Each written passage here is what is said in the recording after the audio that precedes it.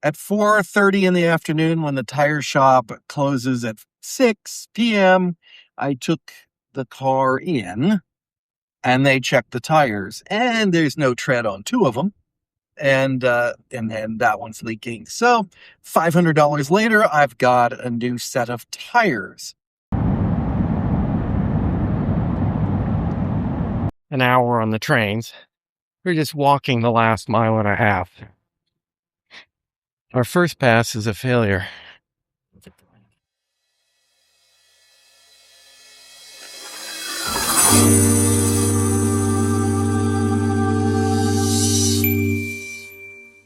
Okay, let's do this while it's still fresh in my memory. I was pretty frazzled when we left Monday evening. The last-minute tire problem broke my pre-trip routine, and I forgot to pack my personal items, including comb, my night guard, and most importantly, my daily meds. A word about the hotel we stayed in. Whenever we go to LA, we stay in the Hilton Garden Inn in Arcadia. Why Arcadia? Well, it's closer to home on the way into Los Angeles, and it's closer to home on the way out of the LA area. It's where all the cool Taiwanese stuff is. The original California Din Tai Fung location, Taiwanese breakfast, Taiwanese markets, you name it. If it's Taiwanese in the USA, it's probably in Arcadia. That has historically made it a great base of operations for us. The one Taiwanese thing that is not near is Teko, which is mystifyingly near Koreatown in downtown LA. It probably wasn't our best choice for this trip. It's not like we needed Taiwanese food. In a month, it simply won't matter. There's a train that passes right next to the hotel, so the commute was easy but long, well over an hour by train and by bus. Incidentally, I had purchased $10 worth of transit fares in advance, but it turns out the second was election day, and all the trains and buses are free to encourage voting. It's a great idea, but I still have $10 on my transit app that I am unlikely to ever use. So I'd been frazzled the day before. I woke up to the realization I had no meds. We ate very early and trained across greater LA, only to get soundly turned back.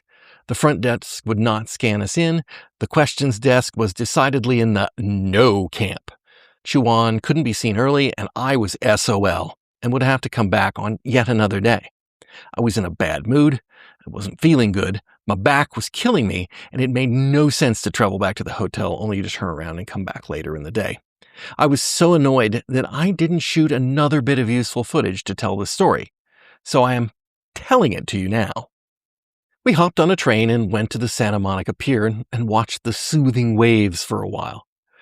Right nearby is a shiny new Din Tai Fung, so I stopped for Xiaolongbao.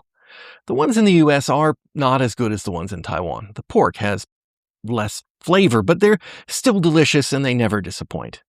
After lunch, it was time to head back to Teko. Much of what happens at Teko is beyond my meager understanding of Mandarin, but I can still read body language. At the front, Chuan presented her application and had it scanned, confirming that she had an appointment. She made her plea to the gatekeeper, the same person that was there in the morning.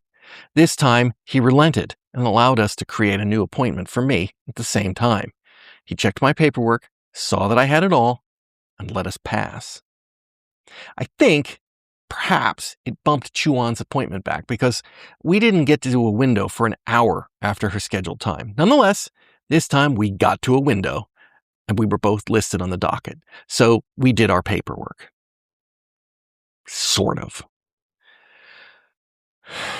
The school had told Chuan to apply for a resident visa, so that's what we did. With a contract, work permit, and FBI clearance, Chuan should have everything she needs. And since getting the work permit required submitting the FBI clearance and the contract, those have already been approved by the Taiwanese government. It seems Teko, though, isn't so keen on issuing residence visas and would prefer the National Immigration Agency in Taiwan to issue those. So, if I understand correctly, and you might think I could just ask my wife, but she doesn't really quite understand the situation either. Teko accepted our applications and money, but apparently there's a good chance we won't get residence visa, but instead we'll get some form of entry visa that is convertible to a residence visa in Taiwan. We really don't know what, if anything, we're going to get. We just have to wait until sometime after the 17th to find out whatever shows up in the mail. It's not the ideal outcome, but a ton of stress has been alleviated. If we can get to Taiwan with convertible visas and with the school's backing, we shouldn't have a problem. Hopefully. With that huge weight off our shoulders, we were able to eat dinner at Bafang Dumplings, where I had a pork chop and lu rou fan. I wanted dumplings. I succumbed to an impulsive switch to the pork chop deal. It was really good. In the morning, we hit a Taiwanese breakfast shop, had danbing, zongyongbi jiadang, and xiaobing youjiao. The Prius got breakfast too. 8.4 gallons of gas, the amount we consumed on the trip over. On the way back, it's at $6.47 a gallon. And then we left, satisfied we had made acceptable progress.